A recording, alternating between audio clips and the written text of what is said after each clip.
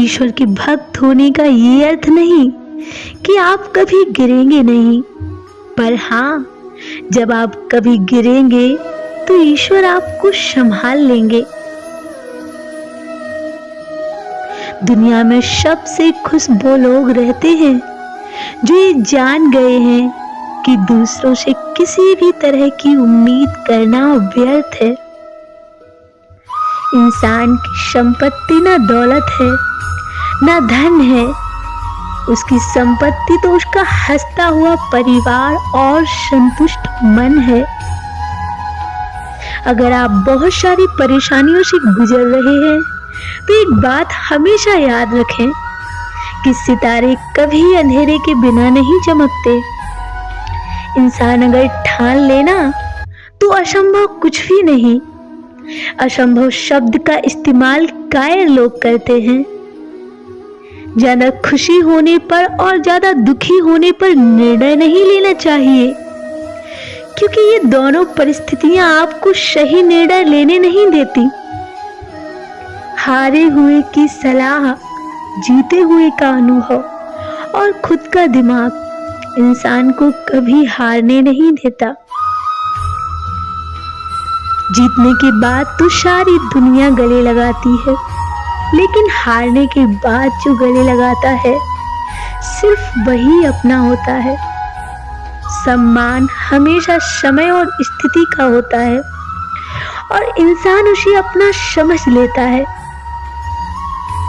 जीवन कठिन तब लगता है जब हम स्वयं में बदलाव करने की बजाय परिस्थितियों को बदलने का प्रयास करते रहते हैं। संसार में कोई भी मनुष्य सर्वगुण संपन्न नहीं हुआ, इसलिए कुछ कमियों को नजरअंदाज करके और कुछ बातों को बर्दाश्त करके रिश्ते बनाए रखिए।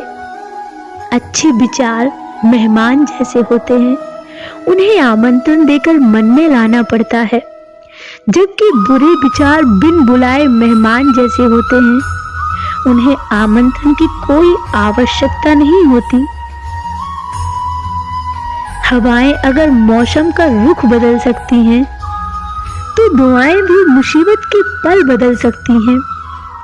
इसलिए दुआ दीजिए और दुआ लीजिए।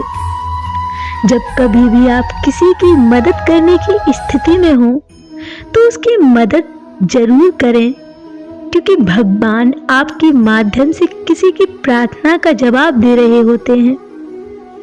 इस भौतिक संसार का ये नियम है कि जो वस्तु उत्पन्न होती है कुछ काल तक रहती है, अंत में लुप्त हो जाती है, चाहे वो शरीर हो या फिर कोई भी वस्तु हो।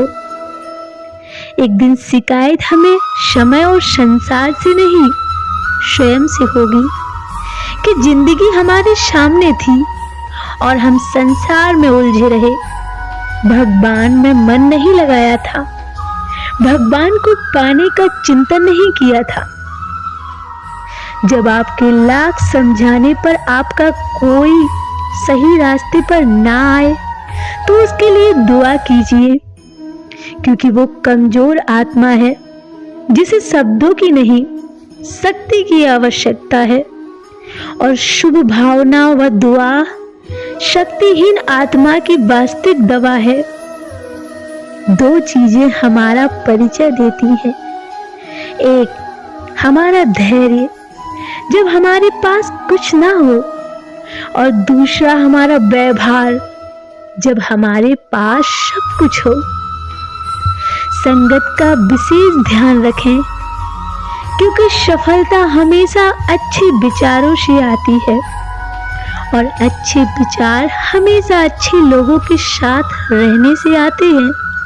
श्री कृष्ण जी कहते हैं, समझदार व्यक्ति कभी बदले की भावना नहीं रखता, क्योंकि वो जानता है भगवान सही कर्म और सही समय आने पर सबका हिसाब करते हैं। जबरदस्ती मत मांगना जिंदगी में किसी का साथ। कभी कोई खुद चलकर आए तो उसकी खुशी ही कुछ और होती है। शब्दों का वजन तो बोलने वाले के भाव पर आधारित है। एक शब्द तो मंत्र हो जाता है और एक शब्द गाली कहलाता है। वाणी ही व्यक्ति के व्यक्तित्व का परिचय करवाती है, क्योंकि हमारी वाणी ही किसी को हमारे नजदीक और किसी को हमसे दूर करवाती है। चिंता ना करो, एक दिन भगवान आपकी सारी खुशियां आपको दोगुनी करके वापस लौटाएंगे।